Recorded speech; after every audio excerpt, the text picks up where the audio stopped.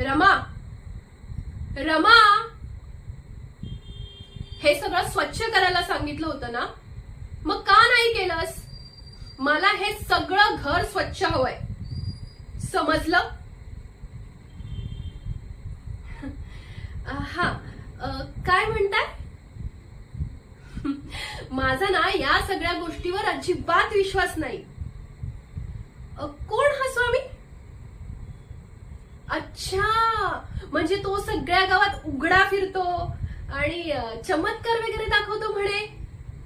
माझा नाही हा त्या तुमच्या ढोंगी बाबावर विश्वास. मला ना कीव येते अशा गरीब लोकांची.